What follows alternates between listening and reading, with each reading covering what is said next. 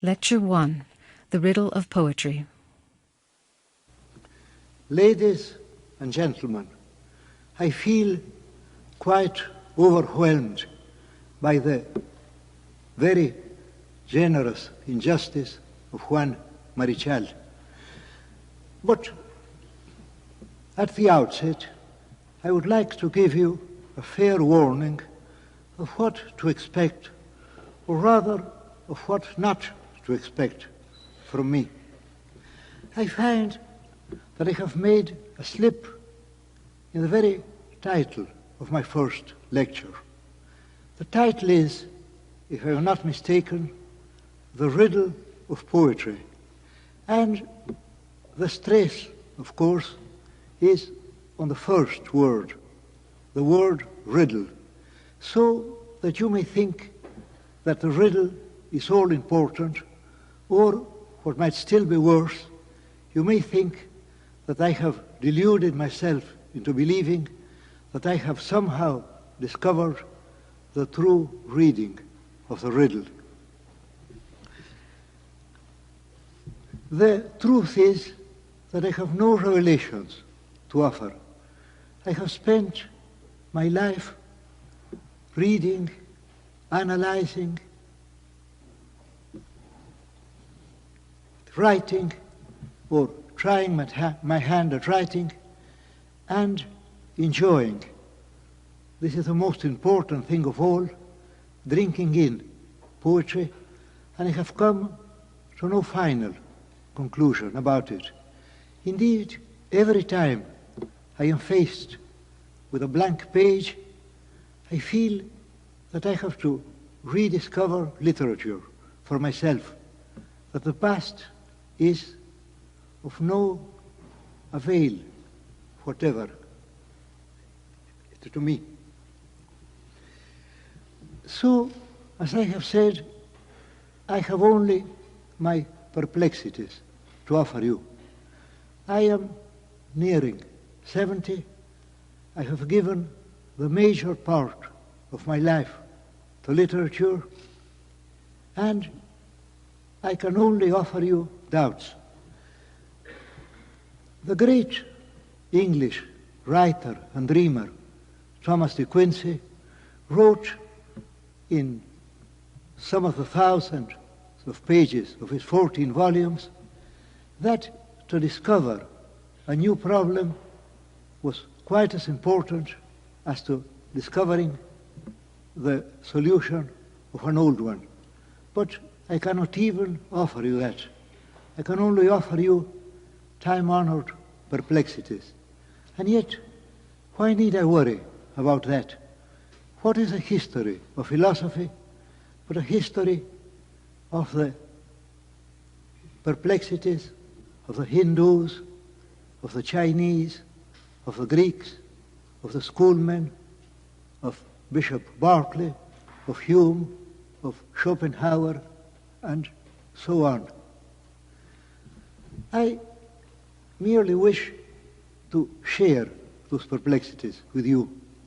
I have dipped into books of aesthetics, but I had an uncomfortable feeling that I was reading the works of astronomers who had never looked at the stars. I mean that they were writing about poetry as if poetry were a task and not, as it really is, a passion and a joy. For example, I have read with great respect Benedetto Croce's book on aesthetics, and I have been handed the definition that poetry and language are an expression. Now, if we think of an expression of something, then we are landed back into the old problem of form and matter, and if we think about the expression of nothing in particular, that gives us really nothing. So that we receive respectfully that definition, and then we go on to something else. We go on to poetry. We go on to life, and life is, I am sure, made of poetry. Poetry is not alien.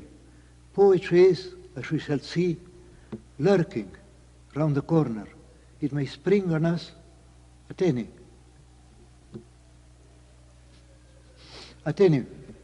moment. Now, we are apt to fall into a common confusion. We think, for example, that if we study Homer or the Divine Comedy or Fray Luis de Leon or Macbeth, we are studying poetry. But books are only occasions for the poetry. I think Emerson wrote somewhere that a library is a kind of magic cabinet. It is full of dead men, for those dead men can be brought, can be reborn, can be brought into life when you open their pages. I spoke a few minutes ago of Bishop Berkeley. Berkeley, who, may I remind you, was a prophet of the greatness of America. And Berkeley wrote that the taste of the apple is neither in the apple itself. The apple cannot taste itself, nor in the mouth of the eater. It requires a contact between them. And the same thing happens to a book or to a collection of books, to a library. What is a book in itself? A book is a physical object in a world of physical objects. It is a set of dead symbols. And then the reader, the right reader, comes along, and the words, or rather the poetry behind the words, for the words themselves are mere symbols, spring into life. And we have a resurrection of the word. And I'm reminded now of a poem that you all know by heart. And perhaps you may never have noticed how strange it is. For perfect things in poetry do not seem strange. They seem inevitable. And so we hardly thank the writer for his pains. I am thinking of a sonnet written more than 100 years ago by a young man in London, in Hampstead, I think, a young man who died of lung disease, of John Keats, and of his famous and perhaps hackneyed sonnet on first looking into Chapman's Homer. Now, what is strange about that poem, and I only thought about it 3 or 4 days ago when I was pondering over my lecture, is the fact that it is a poem written on the poetic experience itself. You know it by heart, and yet I would like you to hear once more the surge and thunder of its lines, of its final lines. Then felt I, like some watcher of the skies, when a new planet swims into his ken, or like stout Cortes, when with eager eyes he stared at the Pacific, and all his men looked at each other with a wild surmise, silent upon a peak in Darien. So here we have the poetic experience itself. We have Chapman, George Chapman, the friend and rival of Shakespeare, being dead. and suddenly coming into life, suddenly coming back into life when John Keats read his Iliads or his Odysseys.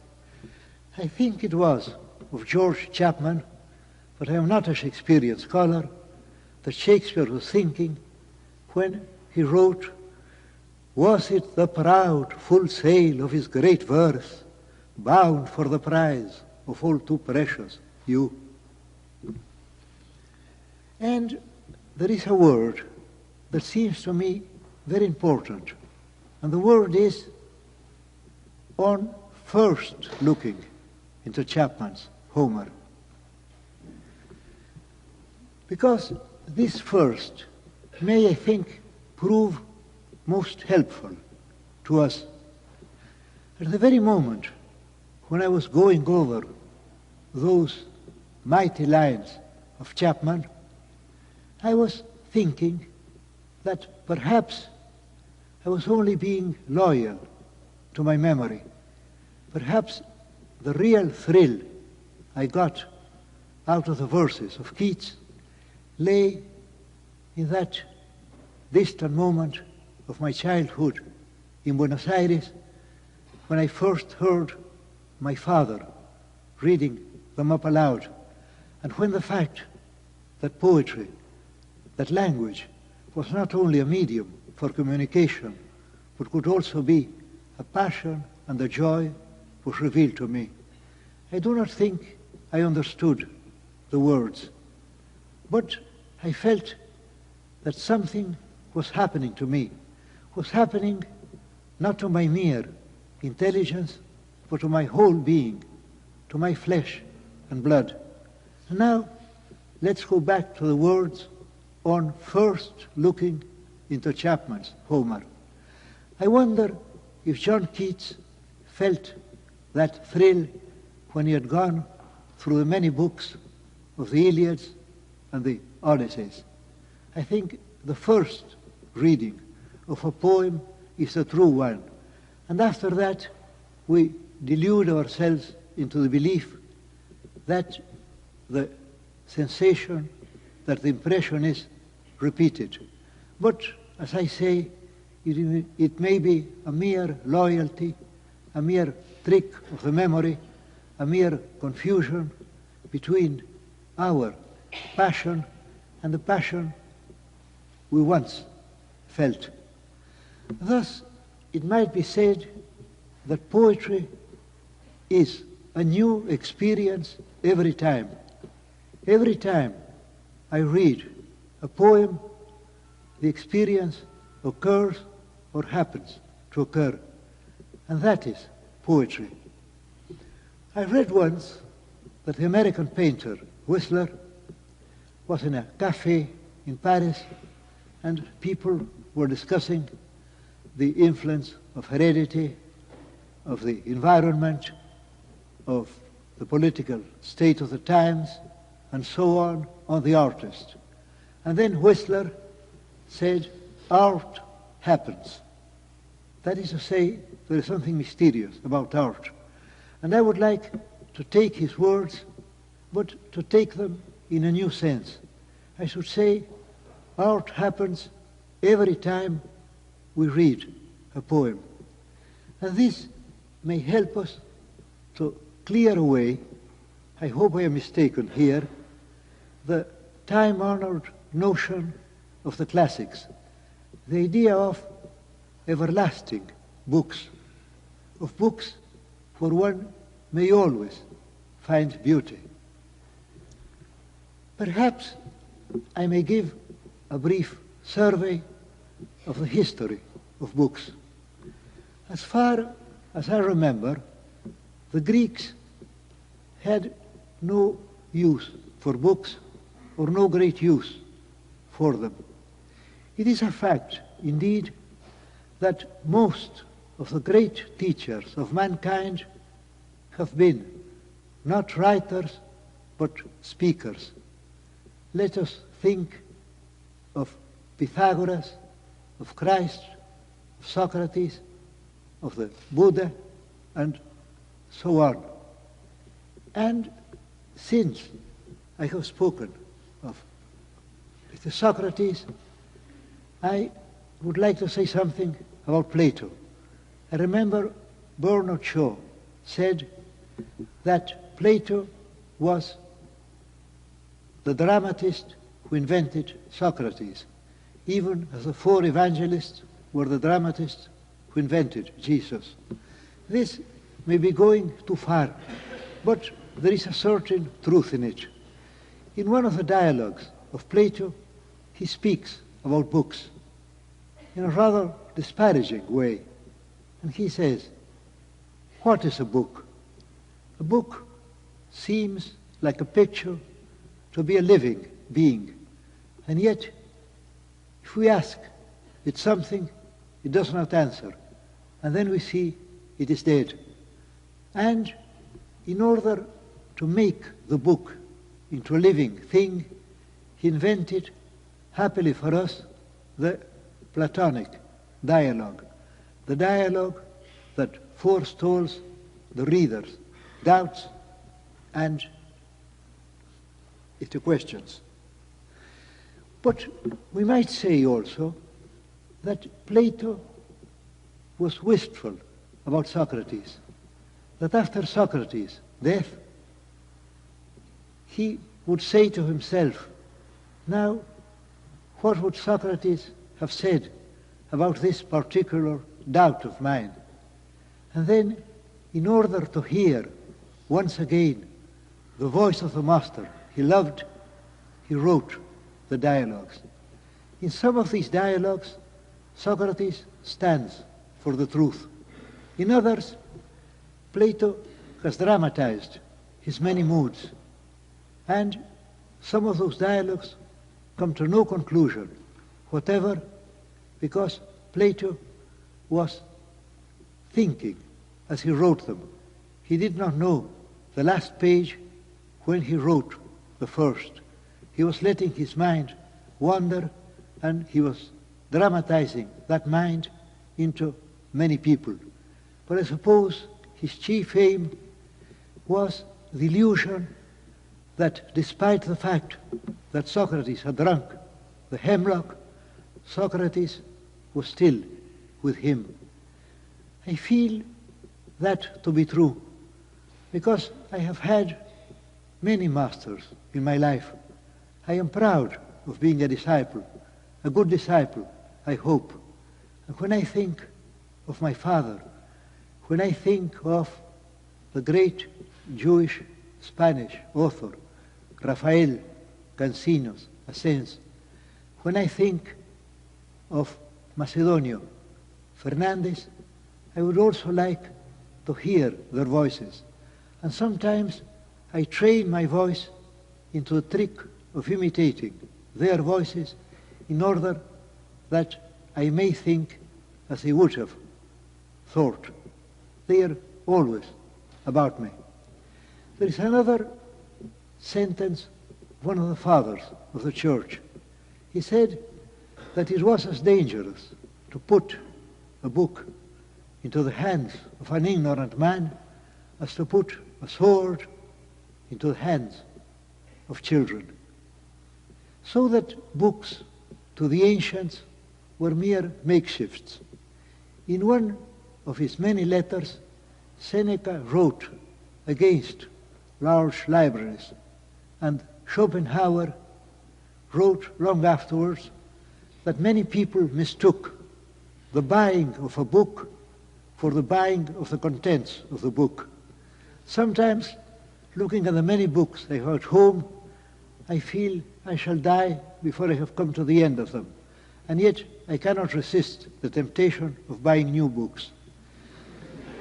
When I walk inside the library, I find a book on one of my hobbies, for example, Old English or Old Norse poetry, and then I say to myself, what a pity I can't buy that book because I already have a copy at home.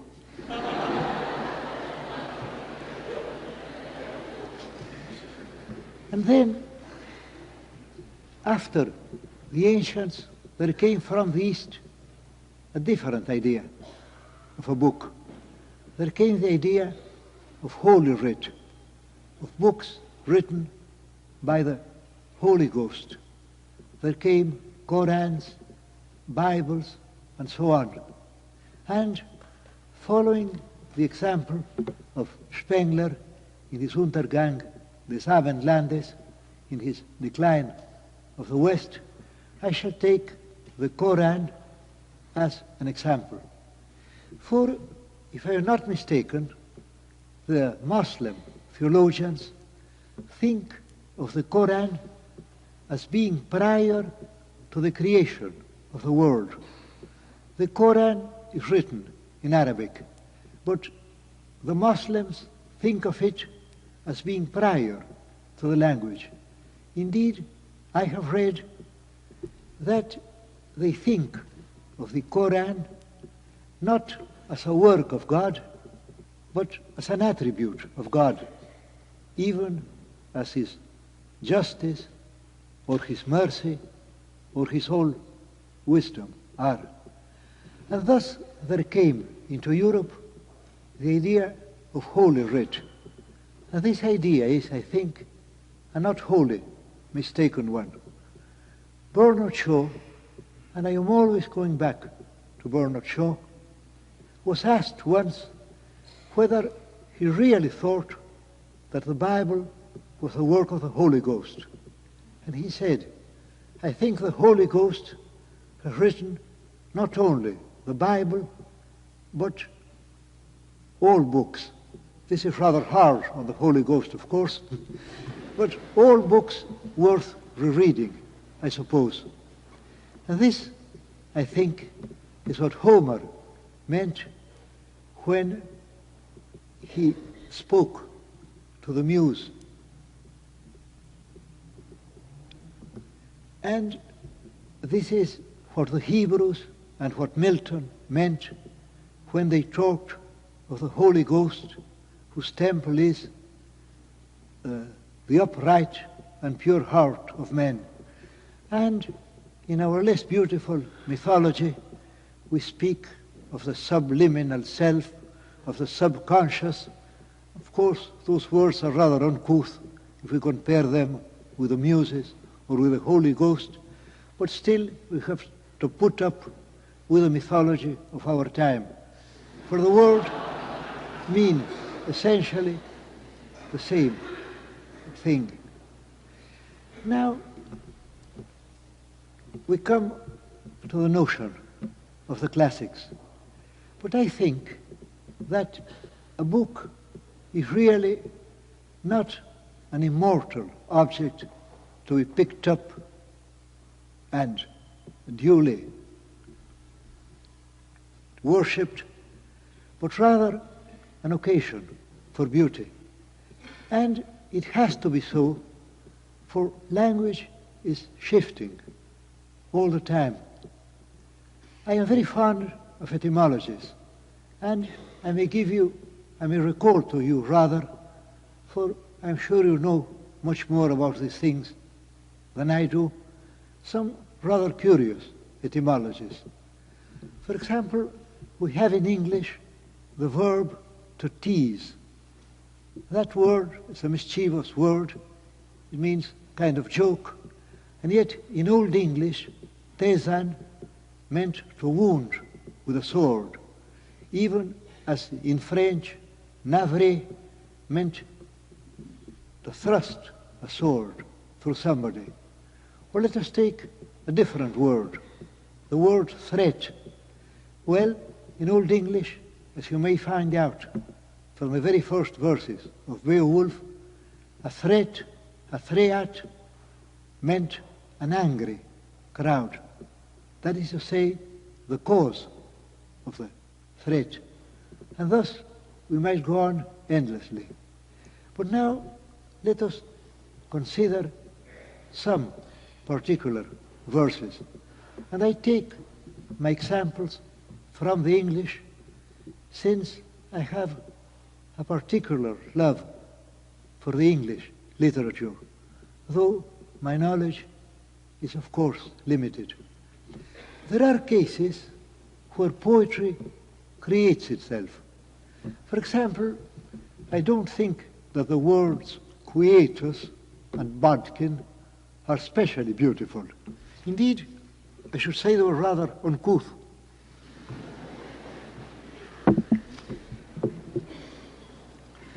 But if we think of when he himself might his quietus make with a bare bodkin, we are reminded of a great speech of Hamlet, and thus the context creates poetry for those words that no one would ever dare to use nowadays, because they would be mere quotations. And then there are other examples, and perhaps simpler ones. Let us take the title of one of the most famous books in the world, Historia del ingenioso hidalgo Don Quixote, or Don Quixote, as I suppose Cervantes would pronounce it, de la Mancha.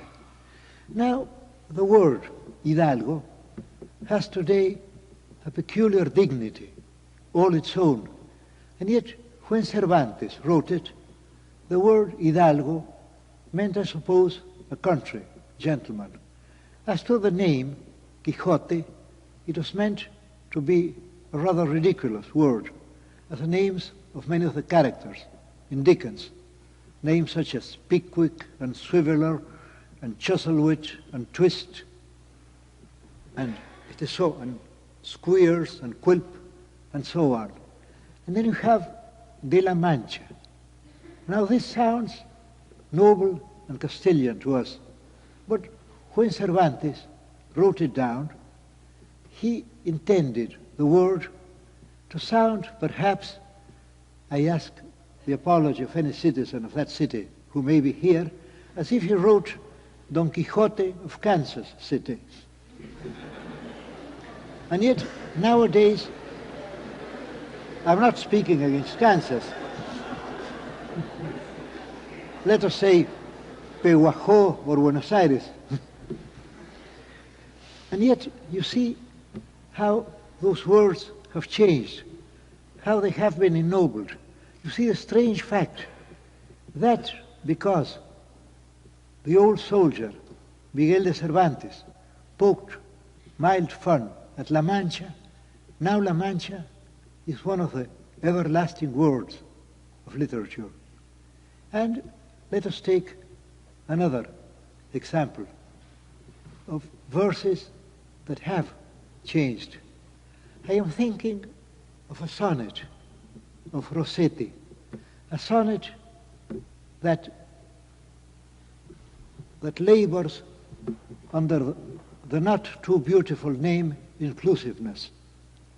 But the sonnet begins thus: what man has bent o'er his son's sleep to brood, how that face shall watch his when cold it lies, or thought, as his own mother kissed his eyes, of what her kiss was when his father wooed. Now I think that those verses are more vivid, perhaps, than when they were written some 80 years ago, because the cinema has taught us to follow quick sequences of visual images. And thus we have in the first line, what man has bent o'er his son's sleep to brood.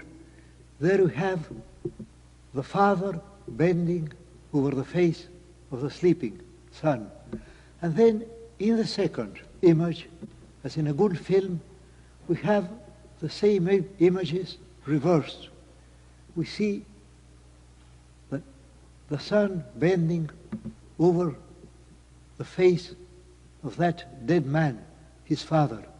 And perhaps our recent study of psychology has made us more sensitive to those verses, or thought, as his own mother kissed his eyes, of what her kiss was when his father wooed. There is, of course, the beauty of the soft English vowels, brood, wood, and the additional beauty of wood being by itself, not wooed her, but simply wooed by itself. The word goes on, ringing. Here we have one example. And there is also a different kind of beauty. Let us take an adjective that once was commonplace. I have no Greek, but I think that the Greek is oinopa pontos, and the common English rendering is the wine dark sea. I suppose the word dark is slipped in to make things easier for the reader. Perhaps it would be the winey sea or something of the kind. But I am sure that when Homer, or when the many Greeks we call Homer, wrote it, they were simply thinking of the sea. I mean, the adjective was straightforward. But nowadays, after trying many fancy adjectives, if I, or if any of you, write in a poem, the wine dark sea, this is not a mere repetition of what the Greeks wrote. It is rather a going back to tradition. It means rather that when we speak of the wine dark sea, we are thinking of Homer and of the many centuries, perhaps the 30 centuries between us and Homer. So that though the words may be much the same, when we write the wine dark sea, we're really writing something quite different from what Homer was writing. So that thus the language is shifting. The Latins knew all about that. And the reader is shifting also. And this brings us back to the old metaphor of the Greek.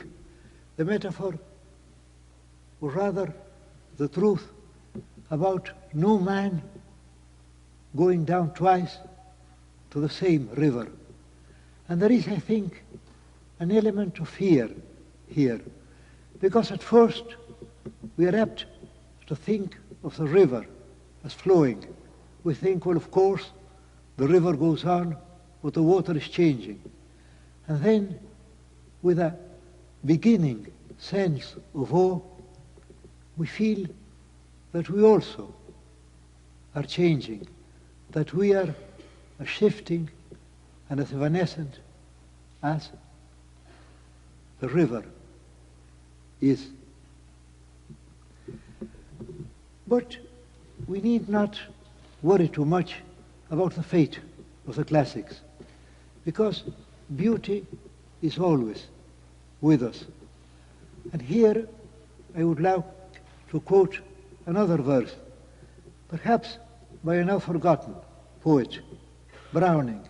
He says, "Just when we're safest, there's a sunset touch, a chorus ending from Euripides, somebody's death."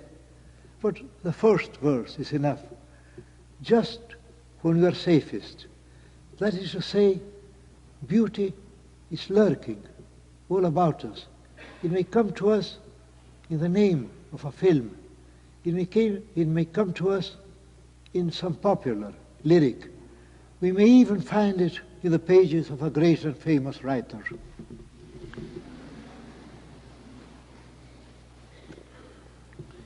And since I have spoken of a dead master of mine, Rafael Cansinos Asens, maybe this is the second time you hear his name.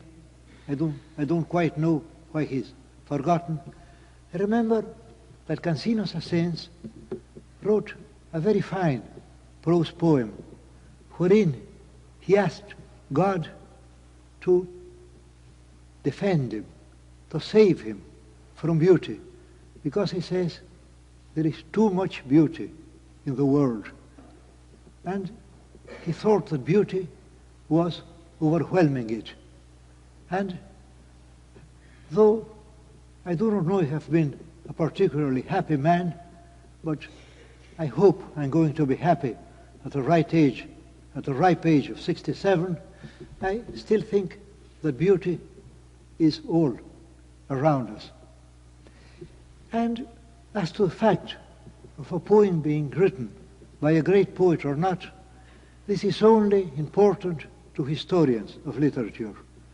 Let us suppose, for the sake of argument, that I have written a beautiful line. Let us take this as a working hypothesis. Once I have written it, that line does me no good, because, as I already said, that line came to me from the Holy Ghost, from the subliminal self, or perhaps, as I often find out, I'm merely quoting something I read some time ago, and then it's a rediscovering. So that perhaps it is better that a poet should be nameless. I spoke about the wine dark sea, and now, as my hobby is Old English, and I'm afraid if you have the courage or the patience to come back to some of my lectures, you may have more Old English inflicted on you. I would like to recall some lines that I think beautiful. I would say them firstly in English, and then in the stark and voweled Old English of the 9th century. It snowed from the north, rime bound the fields, hail fell on earth, the coldest of seeds. Norðan snjúde, hrim hrusan bond, hail feolone orthan, corna kaldast. Now, going back to what I said about Homer, when the poet wrote that, he was merely recording things that had happened. This was, of course, very strange in the 9th century, when people thought in terms of mythology, of allegorical images, and so on. He was merely telling very commonplace things. But nowadays, when we read, it snowed from the north, rime bound the fields, hail fell on earth, the coldest of seeds, there is an added poetry. There is the poetry of a nameless Saxon having written those verses by the shores of the North Sea in Northumberland, I think, and of those verses coming to us so straightforward, so plain, and so pathetic throughout the centuries. So that we have both cases. There is the case, I need hardly dwell upon it, when time debases a poem, when the words lose their beauty. But there is also the case when time enriches and does not debase a poem. I have talked at the beginning about definitions, and to end up, I would like to say that we make a very common mistake when we think that we are ignorant of something because we are unable to define it. But if we are in a Chestertonian mood, that is one of the best moods to be in, I think, then we might say that we can only define something when we know nothing whatever about it. For example, if I have to define poetry, then if I feel rather shaky about it, if I'm not too sure about it, then I say something like, poetry is the expression of the beautiful through the medium of words artfully woven together. And that definition may be good enough for a dictionary or for a textbook, but we all feel that it's rather feeble. At the same time, there is something far more important, something that may encourage us to go on, not only trying our hand at writing poetry, but enjoying it and feeling that we know all about it. And that is that we know what poetry is.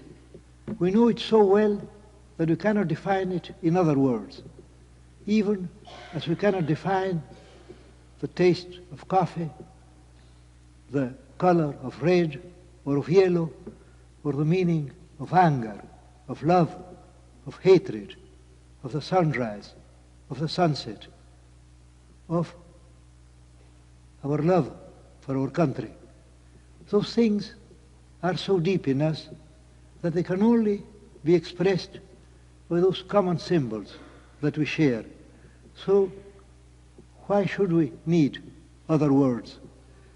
You may not agree with examples I have chosen. Perhaps tomorrow I may think of better examples. I may think that I might have quoted other lines. But as you can pick and choose your own examples, it is not needful that you care greatly about Homer or about the Anglo-Saxon poets or about Rossetti, because everyone knows where to find poetry. And when it comes, he feels the touch of poetry. He feels that particular tingling of poetry. And to end with, I have a quotation from St. Augustine. And this comes in very fitly, I think. St. Augustine said, "What is time? If people do not ask me what time is, I know. If they ask me what it is, then I do not know." And I feel in the same way about poetry, when it's hardly trouble about definitions. This time I have been rather at sea because I am no good at all at abstract thinking. But in our next lectures, if you're good enough to put up with me, then we will take more concrete examples.